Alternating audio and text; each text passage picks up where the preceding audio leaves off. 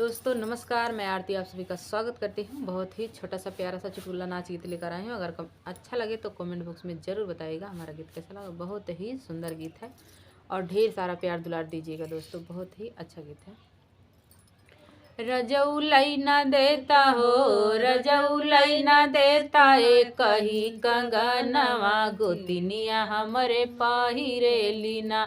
रजऊ लैना देता हो, रजऊ लैना देता एक ही कंगनवा, गोतिनिया हमरे पाहिरे लीना। धाना जय न देबू हो, धाना जय न देबू अब की विदेशा, कंगनवा तोहके लैन देबना। धाना जय न देबू हो, धाना जय न देबू अब की विदेशवा, कंगनवा तोहके लैन देबना। रजऊ लैन देबा हो, रजऊ लैन देबा कहू जो हारवा, गोतिनिया हमारी पाहिरे लीना।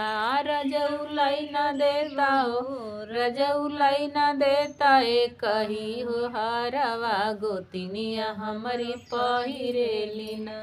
धाना जय न देबू हो, धाना जय न देबू अब की विदेशा, की हरवा तोहके लैन देबना।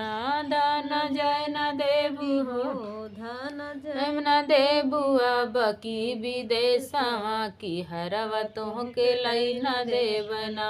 रजऊ लैन देता हो, रजऊ लैन देता एक ही झूलनिया, गोतिनिया हमारी पाहिरे लीना।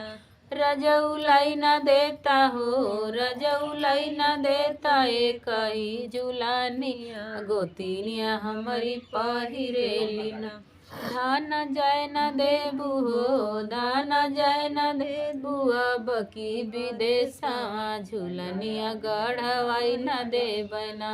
धाना जय न देबू हो, धाना जय न देबू अब की विदेशवा, झूलनिया गढ़वाई न देबना। दोस्तों हमारा गीत कैसा लगा कमेंट बॉक्स में जरूर बताइएगा।